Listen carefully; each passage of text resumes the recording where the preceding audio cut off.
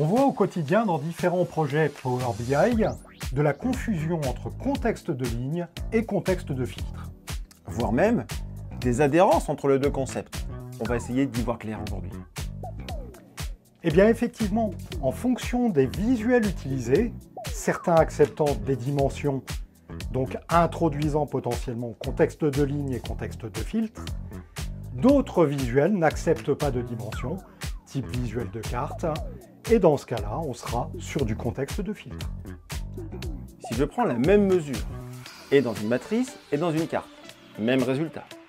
Si maintenant je rajoute la catégorie dans la matrice, vous verrez que la mesure est explosée. J'ai donc et un contexte de ligne et un contexte de filtre. A contrario, dans la carte, uniquement un contexte de filtre.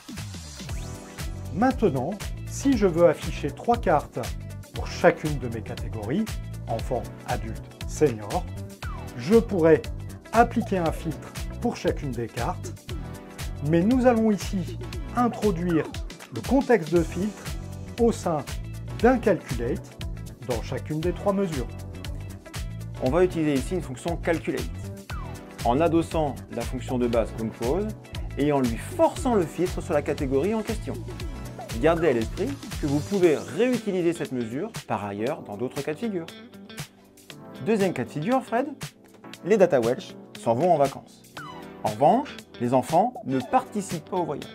Ton challenge, Fred, est de calculer la proportion des membres de la famille qui partiront en vacances.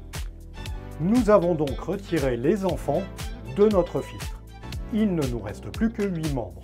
Maintenant, pour récupérer les 12 membres, il va falloir s'affranchir du contexte de filtre. On va donc utiliser la fonction calculate avec un remove filter pour tout simplement s'affranchir du contexte de filtre sur les enfants. Il ne nous reste plus qu'à diviser la mesure explicite de base par celle que nous venons de créer.